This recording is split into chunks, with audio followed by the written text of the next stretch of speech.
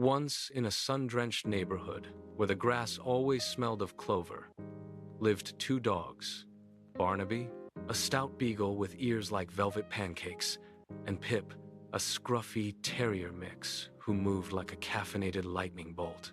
They were an unlikely pair, separated by a sturdy wooden fence, but united by a shared obsession: the Great Red Ball, the morning ritual. Every morning at exactly 8 a.m., the back doors would creak open.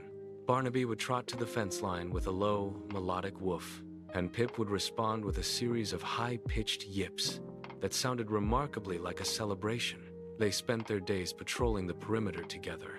If a squirrel dared to cross the no-fly zone of the oak tree, Barnaby provided the deep, authoritative soundtrack while Pip handled the frantic sprinting. They were a team. One, the muscle; the other, the speed. The Great Escape. One Tuesday, the Great Red Ball was kicked a little too hard by the neighbor's kid. It soared over Barnaby's fence, bounced off a flower pot, and wedged itself under a heavy garden shed in Pip's yard. Pip tried to reach it, but his legs were too short. He whimpered, pacing in circles. Barnaby watched through a knothole in the wood, his tail drooping. He knew that look. That ball was the crown jewel of their afternoon games. Barnaby began to dig.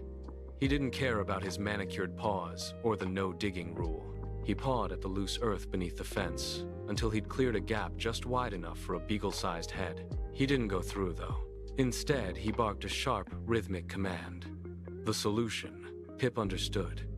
He ran to the shed and began pushing a discarded plastic rake toward the fence with his nose. Barnaby reached through the gap, grabbed the handle of the rake with his teeth, and used it like a giant finger to poke the ball out from under the shed.